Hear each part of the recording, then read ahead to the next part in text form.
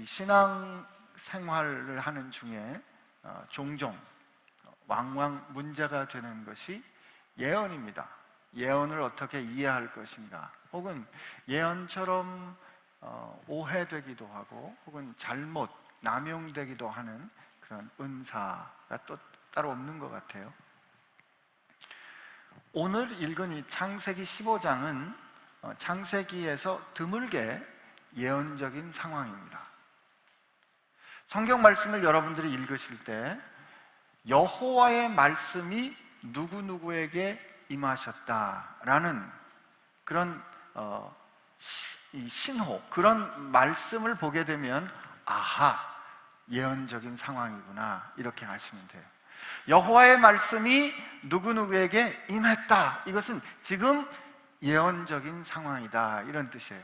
하나님이 우리에게 자신을 보여주신다, 하나님이 당신을 우리에게 계시하신다를 우리가 어떻게 표현하는가 하면 예언적이다, 이렇게 표현하는 거예요. 그러므로 오늘 우리가 이 창세기 15장의 말씀을 읽을 때, 창세기 15장의 말씀을 보면서 우리는 우리에게 계시하시는, 우리에게 말씀하시는 하나님이 누구인 줄 알아야 하는 것이 첫 번째 과제예요. 이 창세기 15장을 통해서 하나님이 어떤 분이신가, 하나님이 누구이신가, 그리고 그 하나님은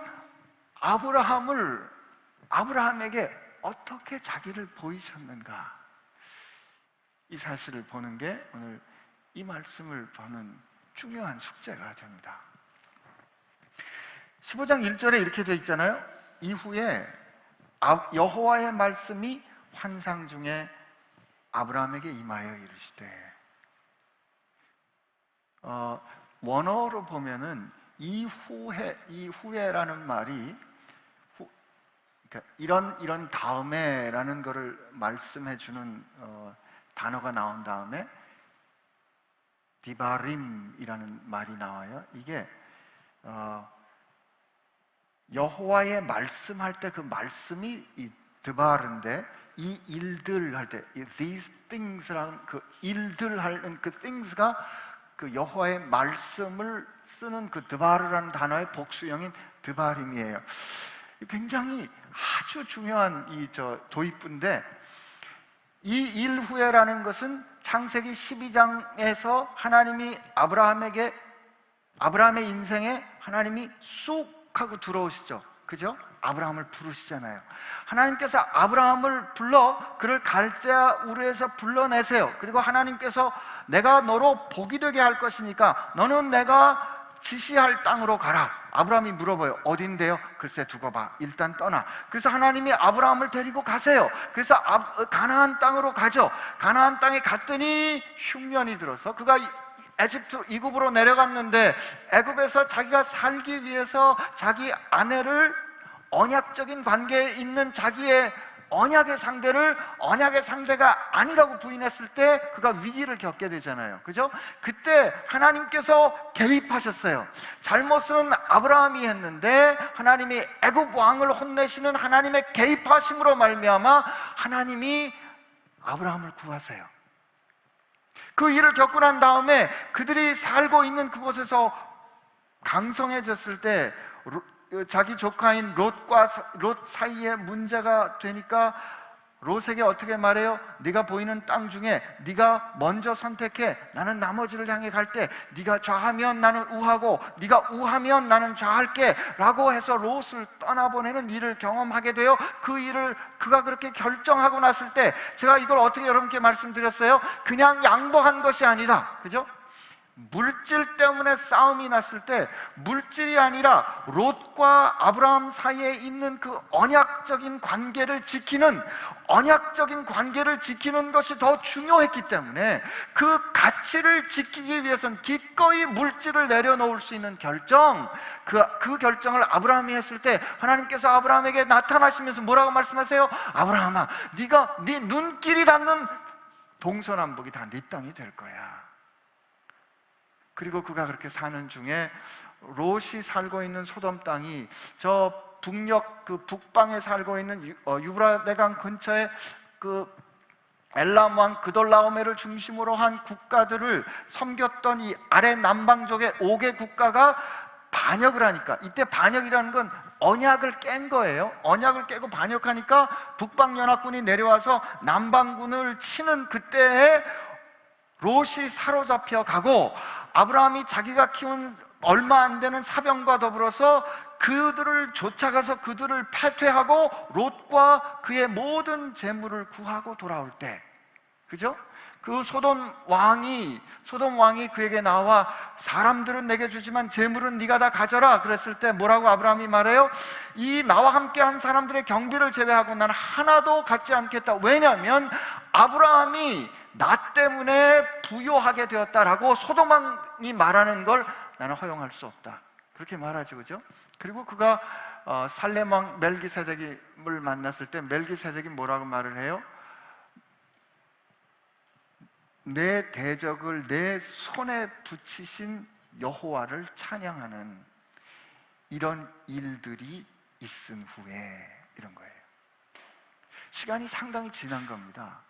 이런 일들이 있은 후에, 그 말은 무슨 뜻인가 하면 하나님의 말씀에 따라, 하나님이 인생에 개입하신 이후로 하나님의 인도하심에 따라 언약 백성으로서 살아가는 일들을 경험하면서 하나님이 누구이신지 알아가는 그 일들이 있은 후에, 이 여호와의 말씀이 아브라함에게 임했다, 이게 우선 언약적인 상황인데, 동시에 오늘 이 성경 말씀은 두 부분으로 나뉘는데 1절과 6절 그리고 7절에서 21절로 나뉘는데, 1절과 7절을 보시면 나는 누구다라고 하나님이 당신을 설명하세요. 보세요, 뭐라고요? 아브라함에게 이렇게 말씀하시죠. 1절엔 뭐라고요? 이르시되 아브라함아 두려워하지 말라, 나는 내 방패여 너의 지극히 큰 상급이니라. 하나님이 당신이 누구이신지 당신의 정체성을 말씀하세요. 7절엔 뭐라고 말씀하시냐면 또 그에게 이르시되 나는 이 땅을 내게 주어 소유를 삼게 하려고 너를 갈대아인의 우르에서 이끌어낸 여호와니라, 이렇게 돼 있는데, 우리 말에는 이게 나는 여호와니라가 이렇게 뒤로 돼 있지만 영어 번역에는 이렇게 돼 있어요. I am the Lord, 이렇게 돼 있어요. 이 나는 여호와다, 나는 누구누구다라고 이 설명하는 이게 고대 근동 지역에서 봉신계약, 그러니까 왕과 그 더 작은 왕, 정복한 왕과 정복 당한 왕, 혹은 왕과 그가 돌보는 백성, 혹은 그들이 섬기는 신과 그 백성 사이에 언약을 맺을 때 제일 처음에 선언되는 게 나는 누구다. 그러니까 오늘 이 말씀을 보면 우리는 이 상황이 두 가지를 알 수 있는데, 이 상황이 예언적인 상황이고 동시에 이 상황은 아브라함과 하나님 사이에 언약을 체결하는 상황인 거예요. 아브라함과 하나님 사이에 언약을 체결하는 상황인 거예요. 이 상황을 우리가 이렇게 이해하고 오늘 이 말씀을 쫓아가 보는데, 하나님이 아브라함에게 환상 중에, 그 비전 중에 나타나신 첫 번째 하는 말이 두려워하지 말라 그럽니다. 여러분, 지금 제가 짧게 요약을 해드렸지만 아브라함의 인생을 보면 아브라함은 굉장히 용감하지 않아요? 그죠? 얼마 안 되는 이 군사를 데리고 자기 조카를 구하러 갈 때, 그는 지금 물론 그와 함께 한 연합군들이 있긴 했다고 해도 그가 좀 규모가 큰 족장이었지만 상대는 강성한, 그래 도시국가긴 해도 왕들을 상대하는 그 과단성 말이에요. 롯을 향해서 야, 우리에게 중요한 건 이게 아니야, 그러니까 너 결정하면 나는 이렇게 할게 하는 그 과감한 그런 성품. 도대체 아브라함이 왜 두려워할까? 하나님께서 아브라함에게 두려워하지 말라라고 말씀하실 때는 그가 두려워한다는 뜻이에요. 아브라함이 도대체 뭐가 두려웠을까 하는 질문 우리 하게 됩니다. 그의 두려움은 하나님의 이 말씀 뒤에 나오는 그의 대답, 그의 질문에서 그 두려움이 뭔지를 알게 돼요. 그냥 하나님의 말씀 먼저 쫓아가 보면 그 다음에 하나님이 나는 누구다라고 말씀하시는데 이렇게 돼 있어요. 나는 내 방패다.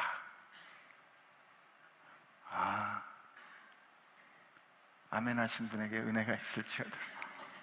나는 내 방패다. 여러분, 이때 하나님께서 지금 나는 내 방패다라고 했을 때 아브라함이 그냥 제 상상엔 그랬을 것 같아요. 고개를 끄덕끄덕해서 하나님 정말 그렇습니다. 왜요? 애굽에 갔을 때 어쩔 수 없었잖아요. 애굽에 갔을 때 자기가 한 실패 때문에 마누라 뺏기고 아내를 뺏기고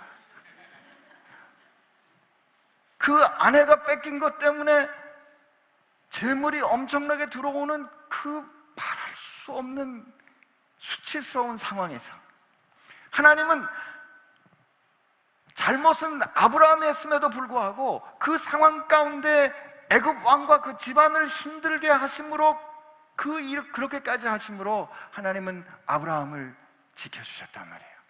그가 조카 롯을 구하러 갈 때 자신이 가진 전력으로 봤을 때 이 일이 가능할까 생각할 수도 있었지만 하나님은 그를 지켜주셨어요. 하나님께서 나는 내 방패다라고 말씀하시는 것은 그가 만났던 멜기세덱이 하나님께서 대적을 내 손에 붙이셨도다 하는 그 선언을 하나님께서 확인해 주시는 상황이에요.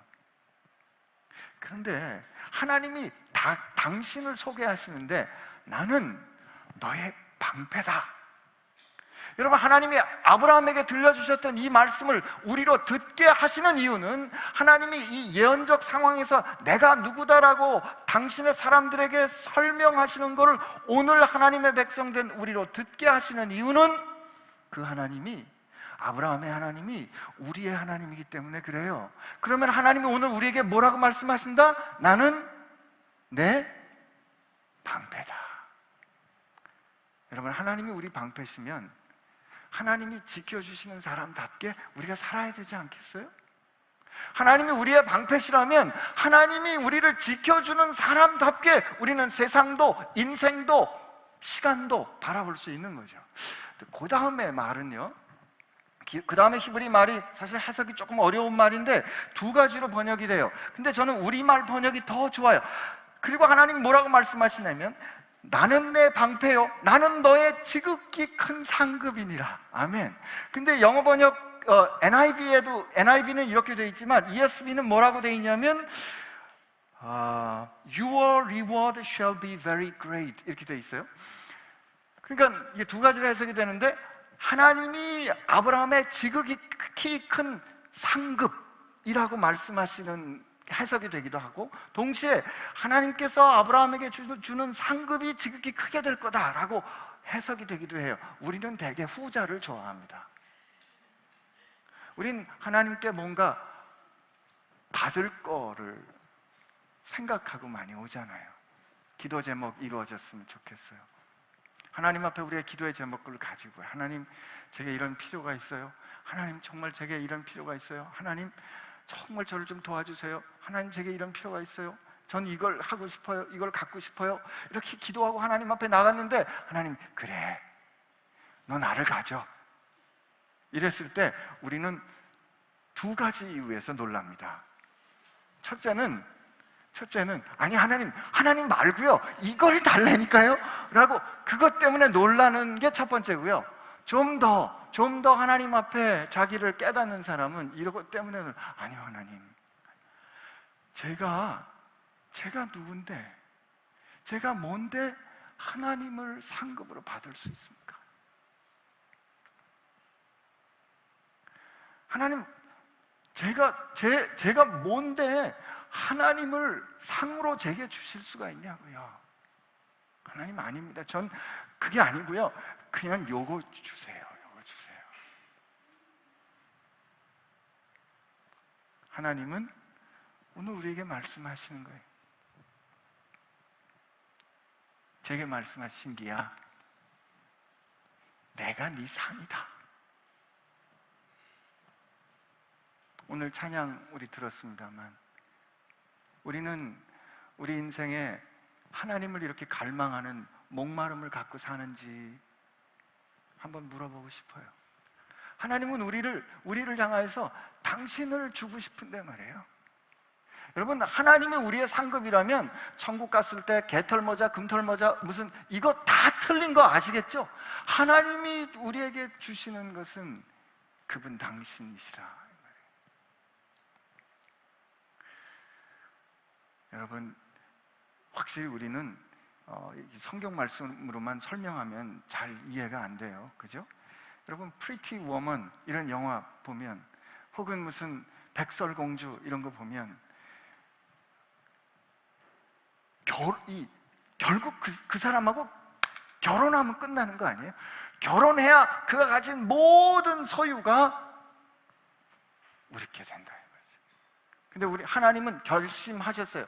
하나님 예언서에 보면 그의 백성과 결혼하기를 원하셨어요. 하나님은 그의 백성과 완전히 관계 가운데 들어가기를 원하시는데, 우리는 그게 아니고 그저 오늘 먹고 살 내게 필요한 요걸 좀 주세요 하는 종된 혹은 일꾼의 마음을 가지고 하나님 앞에 나가는 거죠. 하나님은 그게 아니고 우리로 하여금 하나님의 그 모든 풍성한 복을 합당히 누릴 수 있는 자녀가 되기를 원하시는 거예요. 그래서 하나님은 당신을 우리에게 주십니다. 그랬는데요, 이 놀라운 하나님의 선언 앞에서 지금 여러분 오늘 하여튼 기억하고 가세요. 하나님이 당신을 설명하실 때 우리를 들어 설명하신다는 기억하세요? 예, 아브라함아, 나는 너의 방패고, 아브라함아, 나는 너의 지극히 큰 상급이다. 그랬는데 아브라함이 뭐라고 말씀하시냐면, 뭐라고 하나님께 말씀드리냐면, 주 여호와여 무엇을 내게 주시려 하시나이까? 나는 자식이 없사오니 나의 상속자는 이 다메섹 사람 엘리에셀이니이다. 아브라함이 또 이르되 주께서 내게 씨를 주시지 아니하셨으니 내 집에서 길린 자가 내 상속자가 될 것이니이다. 이 말씀을 들어보면 아브라함이 믿음이 약한 모습을 우리에게 가르쳐 주려고, 여러분 이렇게 믿음 없으면 안 됩니다 라고 우리에게 가르쳐 주려고 이 말씀을 혹여 여기에 증언했다면, 그 다음에 하나님께서 아브라함의 믿음 없음을 꾸짖는 장면이 나와야 돼요. 이 믿음이 작은 사람아, 이 믿음이 부족한 자야, 내가 그렇게 나를 주겠다는데 그걸 못 믿어? 이렇게 말할 것 같잖아요. 그런데 그렇게 말씀하시지 않거든요. 그 다음에 오히려 아브라함을 데리고 나가셔서 하나님께서 또 한 번 약속해 주시는 이 말씀을 볼 때, 하나님께서 이 아브라함이 그 순간에 하나님 나는 자식이 없어요, 하나님 말씀을 자식을 주시기로 하셨고선 제게 자식이 없잖아요 라고 했던 아브라함의 고백을 왜 하나님께서 굳이 오늘 우리로 하여금 듣게 하시는 걸까? 저는 두 가지로 생각이 되는데요. 첫째는 믿음을 가지고 살아가는 우리의 인생이 질문이 없는 인생이 아니다. 믿음으로 사는 삶에 질문이 없지 않다. 하나님이 말씀하시고 약속하셨는데, 말씀으로 주신 그 말씀과 내가 경험하는 현실이 다를 때, 이 밤과 낮이 다른, 혹은 낮과 밤이 다른 것 같은 이 사이에 껴서 하나님 도대체 왜 이렇습니까? 라는 질문을 할 수 있는, 그 질문과 함께 살아가는 것이 우리의 믿음의 삶이다 라고 가르쳐 주시는 거예요. 그러므로 우리가 주님을 따르는 신앙의 삶을 살아갈 때, 하나님 도대체 이게 왜 이래요? 하나님 말씀 이렇게 해주셨는데 왜 이렇게 안 되는 것이에요? 라고 하나님 앞에서 괴로워하는 거, 하나님 앞에서 탄식하는 거, 하나님 앞에서 이렇게 토로하는 거 정상이다. 나아가 하나님은 우리에게 그렇게 질문해야 된다고 가르쳐 주시는 거예요. 믿음의 삶에 질문이 없지 않다.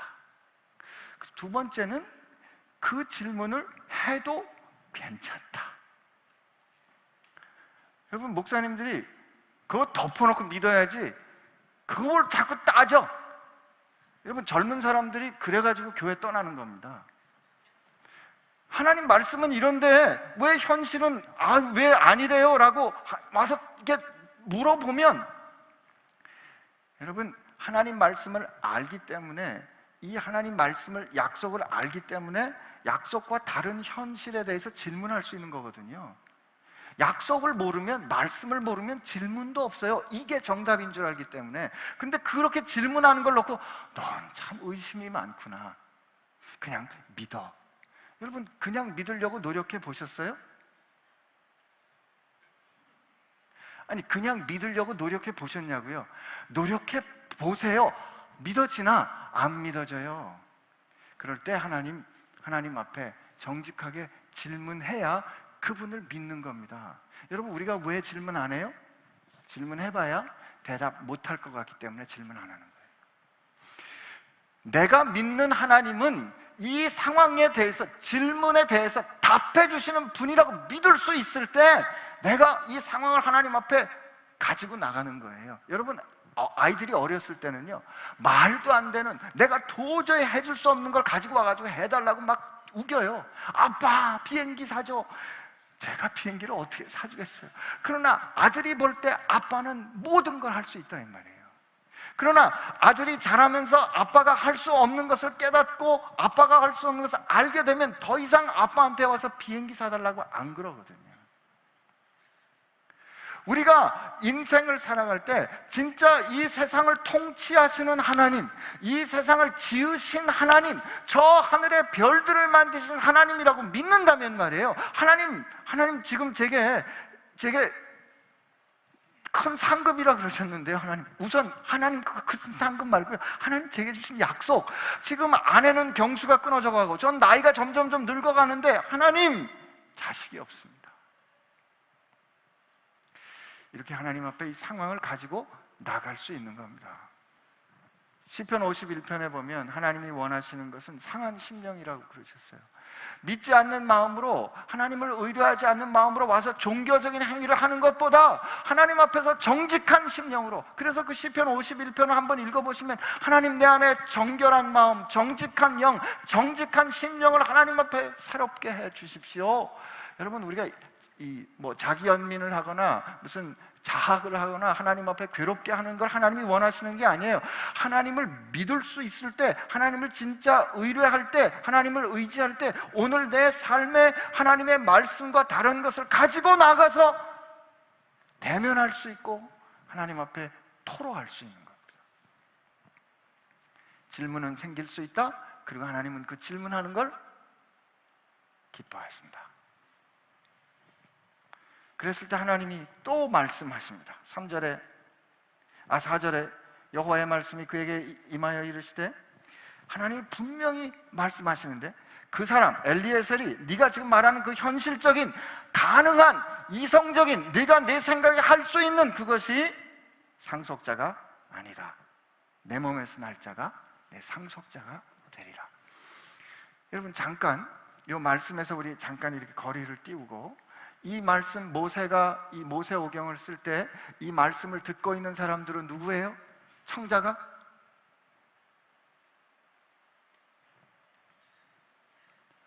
제 질문이 정확하지, 쉽게 청자 이런 어디언스, 이렇게 모세가 이 성경 말씀을 쓸 때, 이 성경 말씀을 읽고 성경 말씀을 이렇게 가르쳐 줄 때, 이 아브라함의 이야기를 들려줄 때 그 아브라함의 이야기를 듣는 사람들이 누구냐고요?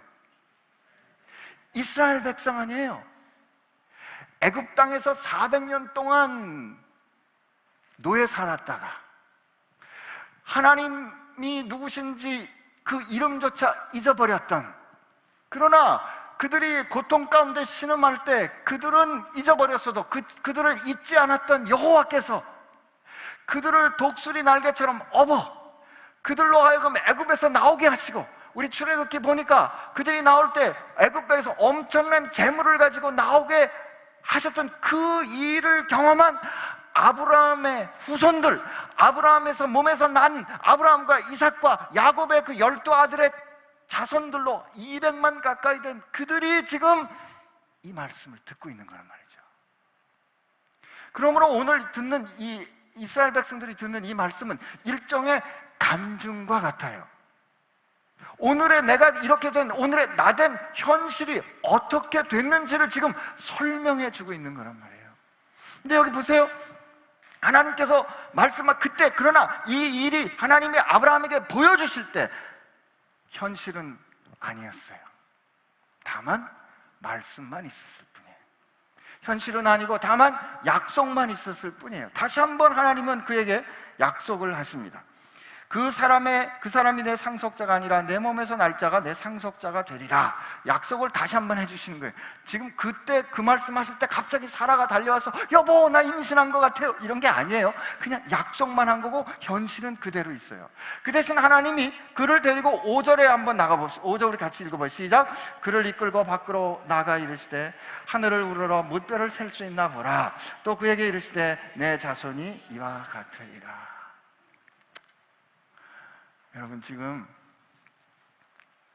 하나님께서 아브라함을 설득하시는 거잖아요. 하나님께서 아브라함에게 야, 내가 하나님인데 너 말하면 믿어야지 라고 하나님이 윽박 지르시는 것이 아니라, 아니야, 네 생각 틀렸어. 그렇지 않아. 네 몸에서 난 사람이 자손이야. 야, 아브라함아, 너 일로 좀 와봐. 여러분 한번 상상해 보세요. 그리고 아브라함을 데리고 나가시는 거예요. 그리고 밤하늘을, 너 밤하늘 좀 한번 볼래? 그리고 우린 지금 미세먼지 때문에 안 보이지만 여러분 몽골이나 아프리카에 한번 가보세요. 진짜 밤하늘에 별들이, 그 가득한 별들을 하나님 너 별들을 한번 봐. 너 셀 수 있겠어? 아니 못 세요 하나님. 그렇지. 만약에 네가 저 별들을 셀 수 있다면 네 자손도 그렇게 셀 수 있을 거야. 저 별들처럼 네 자손이 될 거야 라고 하나님은 사인을 보여주시는 거예요. 그런데 아브라함은 지금 뭘 알아요? 저 별들을 만드시는 이가 하나님이야. 지금 창세기를 보세요. 하나님이 저 하늘의 별들을 만드셨는데 저 별들을 만드신 하나님이 야, 너 별들 셀 수 없겠지? 네, 못 세 하나님. 근데 그 별들을 만드신 하나님이 네 자손이 저와 같을 거야. 아브라함의 현실로 볼 때는 하나님의 말씀은 가능한 일이 아닌데, 아브라함은 하나님의 말씀하신 언약 가운데 머물러 있기로 결정합니다. 이게 아브라함이 여호와를 믿었다.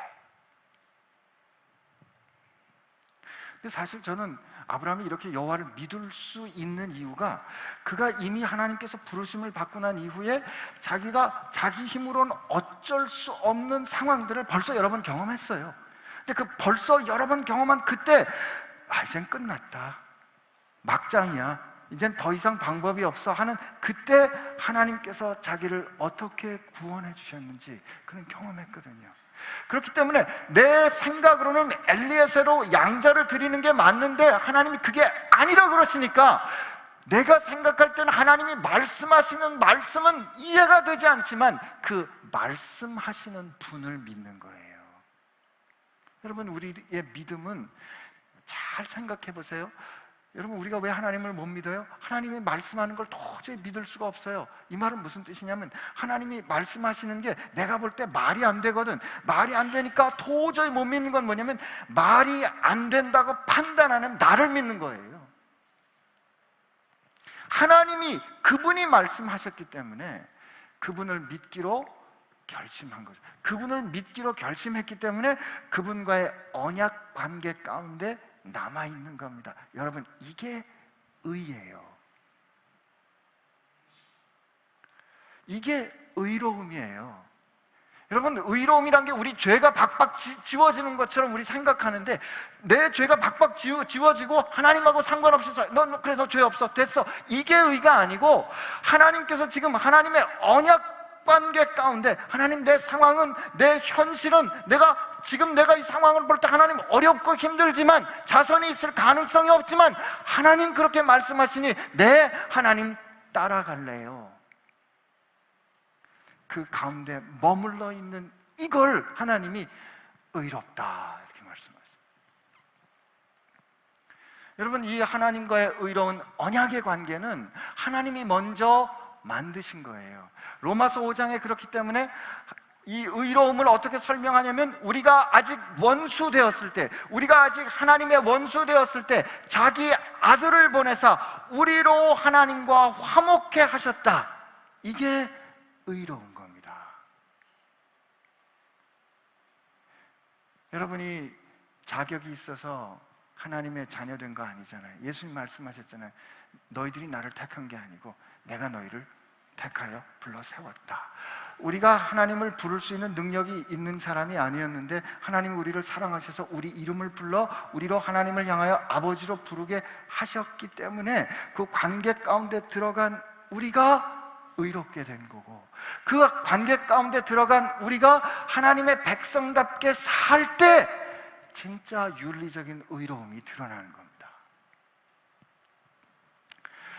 자식 이야기가, 상속자의 이야기가 이렇게 6절까지 나오는데 하나님께서 또 그에게 이르시되, 하나님이 뭐라고 설명하시냐면, 우리 7절 한번 읽어봐야 돼요. 같이 시작. 또 그에게 이르시되 나는 이 땅을 내게 주어 소유를 삼게 하려고 너를 갈대아인의 우르에서 이끌어내. 나는 여호와인데 이 땅을 너에게 주려고 너를 갈대아 우르에서 꺼낸 이야. 하나님이 나는 여호와인데, 어떤 여호와냐면 너에게 이 땅을 주려고 너를 갈대아 우르에서 꺼낸 여호와야.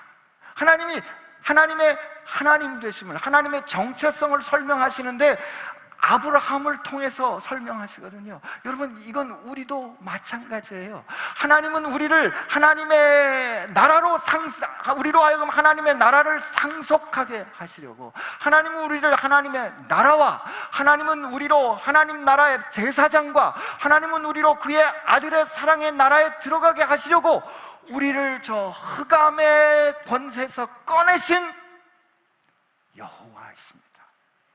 골로새서의 말씀이에요.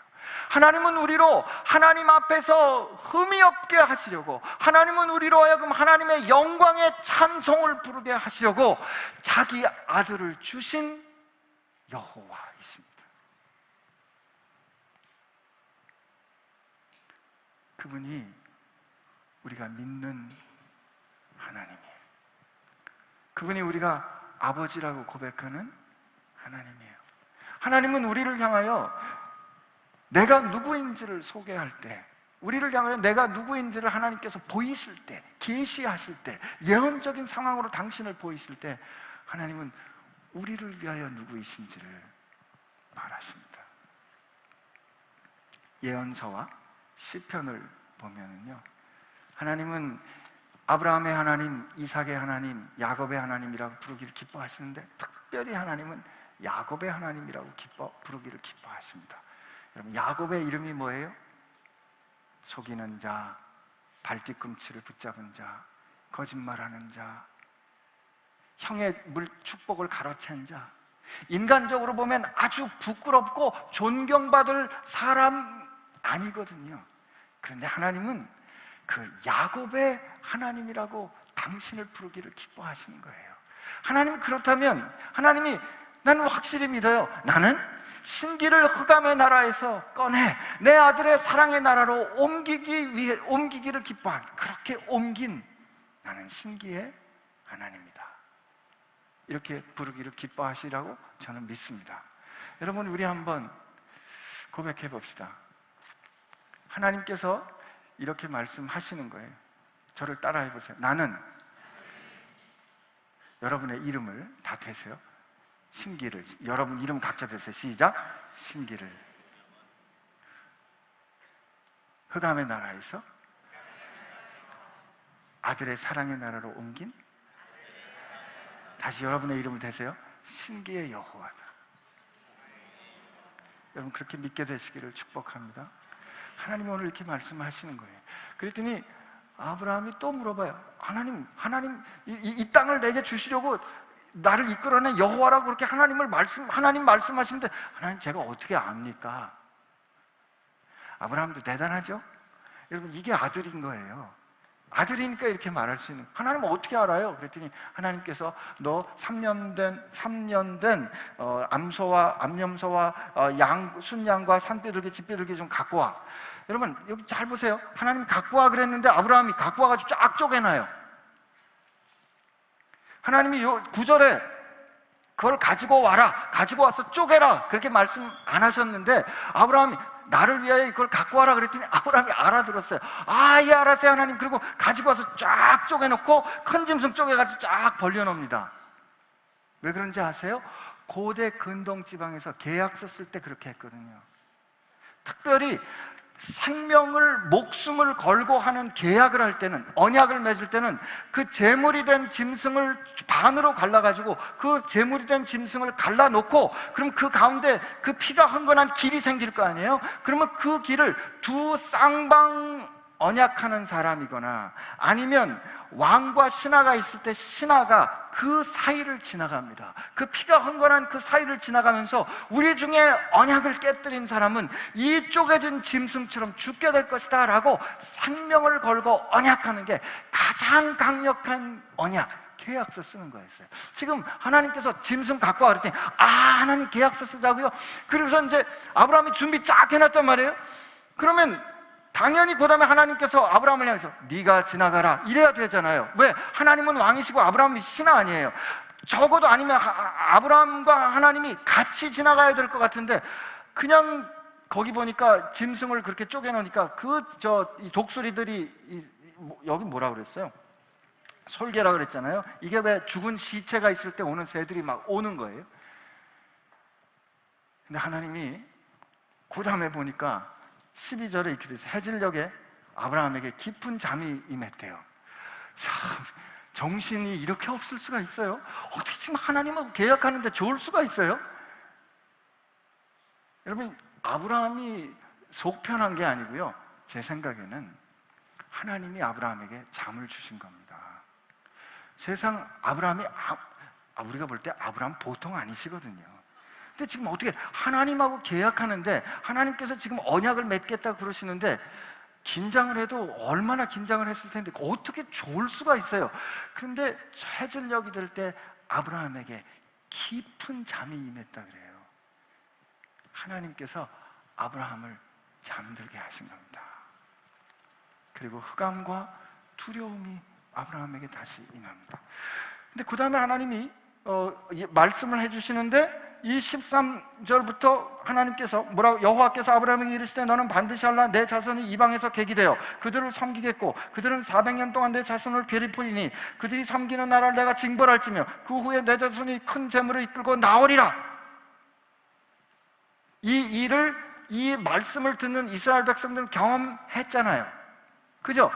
이 사실을, 이 말씀을 들을 때 이스라엘 백성들은 그러므로 뭘 깨닫는다?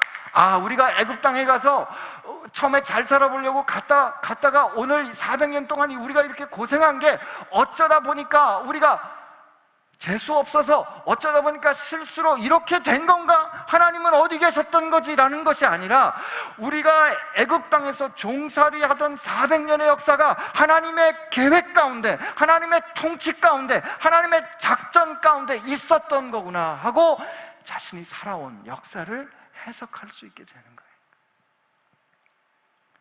지금 드디어 이들은 그들이 살았던 역사와 그 역사의 의미를 깨닫게 되는 건데 하나님이 아브라함에게 그렇게 약속을 해주시는데 여기 보세요. 그런데 말이다, 400년이 지나서 그 백성이 돌아와 그 자손들이 드디어 땅을 갖게 될 거야. 그 말은 여러분 계산해 보세요. 아브라함은 그때 땅을 받는다 못 받는다? 왜 모르는 척 하세요? 지금 이 약속을 하나님께서 그 다음에 19절에 보면 여기저기 보여주시면서 이 땅이 말이야 네 땅 될 거야. 그런데 400년 뒤에 네 자손들에게 간다. 이 말은 아브라함은 그 땅 못 받는다. 하나님 확실히 너는 평안히 잘 살다가 조상들에게 돌아갈 거야. 넌 죽을 거야. 여러분, 우리 하나님께 약속받으면 약속받았으니까 내가 받아야 한다고 생각하잖아요. 아닙니다. 하나님 나라 그렇지 않습니다. 여러분, 우리가 못 믿는 이유가 뭘까요? 믿는다 그러면서 행동하지 못하는 이유가 뭘까요? 하나님이 이게 하나님께서 기뻐하시는 걸 봤어요. 하나님의 뜻은 이거예요. 아니, 세상이 이렇게 아프면 안 되는데 그러면 하나님이 아프지 않기 위해서 하나님 이렇게 해보겠습니다. 근데 이렇게 해보려고 해보니까 도저히 내 당대는 안 될 것 같아. 도저히 내 힘으로는 못 돼. 그러니까 안 하는 거잖아요. 아브라함에게 하나님이 시청각으로 보여주시고 계약서 쓰시면서 그렇게 확인하시고, 하나님이 뭐라고?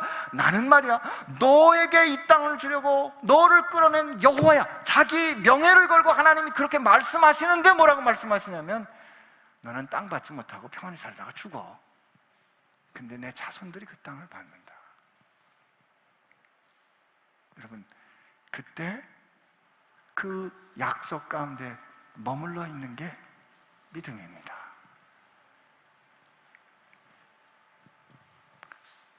여러분, 우리가 왜 행동하지 못할까요? 우리가 왜 믿음대로 살지 못할까요? 여러분, 회사에 나가서 이 세상의 어려운 문제를 놓고 볼 때,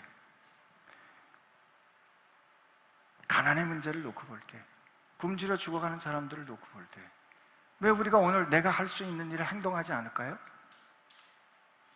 내가 해봐야 소용이 없어. 하나님은 그들이 굶어 죽지 않고,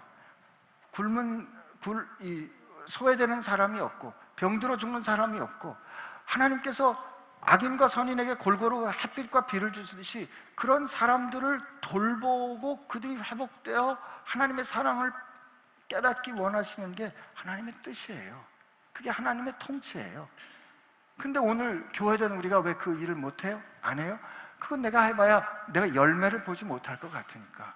그래서 우리는 안 하는 겁니다. 하나님께서는 아브라함을 통해 아브라함에게, 야, 너 내가 약속은 주는데 너는 누리진 못해, 이거예요.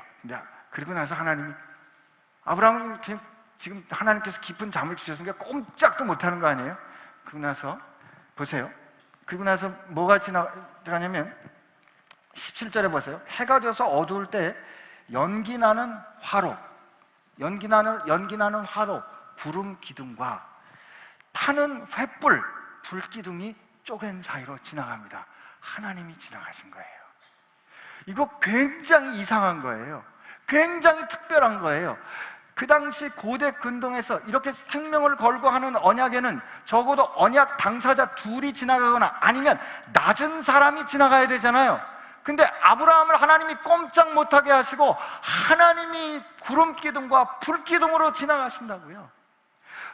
연기 나는 화로와 타는 횃불. 여러분, 이 연기 나는 화로와 타는 횃불을, 이 이야기를 봤을 때 이스라엘 백성들은 하고 알았어요. 왜? 광야 40년을 지나는 동안 그들 앞을 하나님의 구름기둥과 하나님의 불기둥이 그들을 인도했잖아요. 이 쪼개진 사이로 연기나는 화로와 타는 횃불이 지나갔을 때 어쩌면 아브라함은, 그리고 어쩌면 이스라엘 사람은 하나님의 두 다리를 봤을지 몰라요. 하나님은 이 언약을 인간인 우리가 지키지 못할 걸 아셨기 때문에 하나님은 그 언약을 당신에게 묶으신 겁니다. 하나님이 이 언약을 당신의 것으로, 당신의 목으로 내가 이것을 반드시 이룬다. 하나님이 이 언약을 당신의 언약으로 만드십니다. 17장, 창세기 17장에 가면은 이 할례하라고 그러실 때, 하나님 이 언약을 부르실 때 너하고 나하고 한 언약이 아니고 My covenant, 내 언약이라고 부르세요. 이스라엘 백성들은 아마 하나님께서 이 언약을 지키시는 것을 당대의 땅을 회복시켜 주시는 가나안 땅을 들어가는 거로 봤겠죠. 그러나 우리는 어떻게 봅니까? 하나님은 당신께서 약속하신 새 하늘과 새 땅, 하나님의 나라를 이 땅에 가져오시기 위하여서 하나님께서 그 쪼개진 재물 사이로 하나님의 두 다리가 지나가듯이 하나님께서 우리를 구하시기 위해서 사망의 음침한 골짜기를 그의 아들이 지나가도록 하셨잖아요. 복음서에 보면 주님께서 십자가에 달리실 때 흑암이 그 가운데 임하고, 그 주님께서 나의 하나님 어찌 나를 버리십니까 하는 죽지 않아야 할 분이, 죽으실 수가 없는 분이 죽음 가운데 던져져 하나님과 분리되는 이 사실 말이에요. 하나님이 우리로 하나님의 언약 백성 되기 위하여서 어떻게 언약을 신실하게 지키셨는지 우리는 예수님을 통해서 보지 않았어요? 그렇다면 오늘 우리는 아브라함이 그가 지금 경험하는 현실은 하나님의 말씀과 너무 다른, 하나님의 말씀을 믿을 수 없는 현실이었지만 그가 하나님의 말씀 안에 머물러 믿음으로 살았던 것처럼, 저와 여러분은, 우리가 도저히 언약을 지킬 수 없다는 걸 알기 때문에 하나님께서 당신의 아들로 우리 가운데 오셔서 당신의 아들의 죽음과 당신의 아들의 다시 사심으로 우리 가운데 우리를 향한 하나님의 사랑을 확증하셨기 때문에 우리가 세상을 살아가는 동안에 힘들고 어렵고 믿어지지 않는 그런 순간마다 우리는 주님을 보고 주님이 내 방패이시고 주님이 내 상급이시기 때문에 주님, 저 믿음을 갖고 살겠습니다, 이렇게 하나님 앞에 나아갈 수 있으리라 믿습니다. 여러분, 이게 믿음이고 이게 의입니다. 아까 우리 상범형제 찬송해 주셨는데 오늘 우리 이 찬양 같이 했으면 좋겠어요.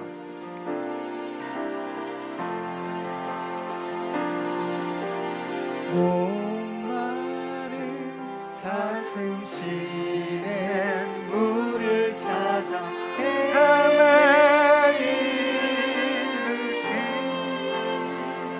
잠깐만요. 이렇게 하면 우리 진짜 목말라지잖아요.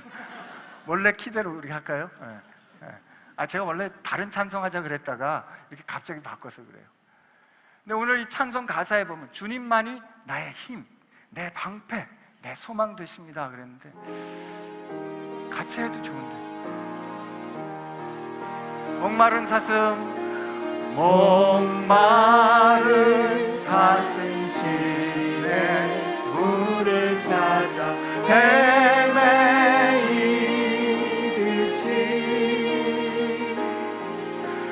내 영혼 주를 찾기에 갈급하나이다.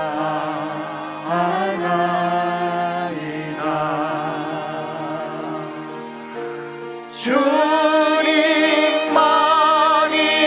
나의 힘, 나의 방패, 나의 참 소망, 나의 몸 정성 다 바쳐서 주님 경배합니다. 이전 조금 빠르게. 금보다 귀한 나의 주님, 금보다 귀한 나의 주님, 내게 만족 주신 주, 당신만이 나의 기쁨 또한 나의 참 고백. 주님만이 나의 힘, 나의 방패, 나의 참 소망, 나의 몸 정성 다 바쳐서 주님 경배합니다. 우리 목소리로 한번 찬양해 볼까요? 주님만이, 주님만이 나의 힘, 나의 방패, 나의 참 소망, 나의 몸 정성 다 바쳐서 주님 경배합니다.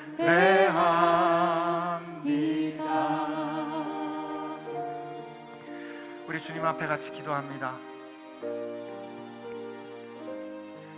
주님, 제가 그동안 주님께 제가 갖고 싶은 걸 구했어요. 주님, 그동안 내 인생에 내가 필요한 것들을 주님께 구했어요. 그런데 오늘 주님 말씀해 주시기는, 주님 오늘 아브라함을 통해서 말씀해 주시는, 확인해 주시는 것이 주님께서 우리에게 주시는 것이 상급이 아니라 그 주시는 분인 주님이 우리의 상급이라는 사실을 깨달았는데, 주님, 저 이제 주님 앞에 이 구하는 것 바꾸려 합니다. 주님을 원해요. 주님이 내 방패 되시고, 주님이 내 영광 되시고, 주님이 내 노래 되시고, 주님이 내 상급되는 삶, 저 살기를 원하오니 아브라함에게 허락하셨던 그 은혜 내게도 허락하여 주신 줄로 믿사오니 주님 세상 나가 사는 동안에 그 믿음 갖고 살게 해주세요. 오늘 주님 앞에 이렇게 결심하며 한번 주님 앞에 같이 기도하겠습니다. 같이 기도합시다. 하나님 아버지 감사합니다. 오늘 우리에게 이 은혜 허락하여 주시고, 하나님 오늘 아브라함과 맺으셨던 언약을 오늘 우리에게 맺기를 원하시는 것 다시 한번 깨닫게 하여 주시니 감사합니다. 하나님, 그렇습니다. 우리 인생을 돌이켜볼 때 우리는 하나님 앞에서 한 번도 신실하게 하나님을 따르거나 하나님을 지키거나 하나님 앞에 언약을 지키지 못했던 것이 우리의 인생이고 우리가 살아왔던 현실임을 하나님 앞에 고백해요. 그러나 이 시간 주님 앞에 내 언약이라고 부르셨던 주님, 나는 너로 하여금 내 앞에 흠이 없고 정결하게 서기를 원하여 너를 내 영광의 노래가 되기 위하여 만든 여호와니라 말씀하신 하나님 앞에, 나의 하나님 앞에, 하나님 정말 그 하나님을 날마다 구하는 하나님의 자녀로 아브라함과 같이 믿음의 사람으로 살기를 소원하오니 주님 그 은혜 우리에게 허락하여 주옵소서.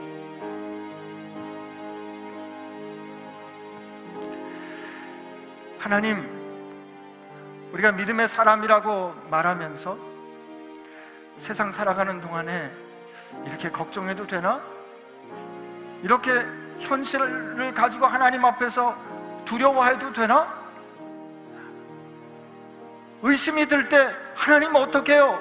의심이 이렇게 드는데 어떡하죠? 라고 하나님 앞에 죄스러워하고 부끄러워하고 두려워했는데, 하나님 오늘 그 모든 의심도 염려도 걱정도 몽땅 있는 그대로 하나님 앞에 가지고 나아가 고백하길 원하신다는 것을 오늘 깨달았습니다. 하나님, 전에는 조심스럽게 하나님 앞에 나아가서 하나님이시여 이렇게 부르는 것이 우리의 태도였는데, 하나님 그것이 아니라 어느 때든지 언제든지 그냥 아무 때나 필요할 때나 항상 하나님의 가슴을 열어 하나님의 가슴을 두드리며 아빠, 아버지 말씀하고 다른 이 현실을 어떻게 하면 좋아요? 아버지 말씀 이렇게 해주셨는데 왜 지금 제가 사는 현실은 이래요? 아버지 말씀대로 내 현실을 바꿔주세요. 아버지 말씀대로 통치해주세요. 이렇게 말할 수 있는 자녀된 것이 믿음인 것이고, 이렇게 말할 수 있는, 이렇게 고백하고 하나님 앞에 요구할 수 있는 것이, 구할 수 있는 것이 의로움인 것을 알았기 때문에 하나님, 우리로 하여금 믿음의 사람, 의로운 사람답게 살게 하여 주옵소서. 이제는 언제든지 은혜의 보좌 앞에 나아갈 수 있도록 그 생명을 우리에게 주신, 그 당신 자신을 우리에게 주신 예수 그리스도의 은혜와 그렇게 뜻하시고 그 일을 마침내 이루신 하나님 아버지의 사랑하심과 우리가 하나님을 향하여 아버지라고 부를 수 있음을 증언해 주시는 성령님의 역사하심이 불편하고 설명이 안 되는 현실 가운데 살지만 약속과 함께 살기로 결심한 아브라함과 같은 믿음의 자녀된 사랑하는 지체들과 함께 하시기를 주의 이름으로 축원하옵나이다.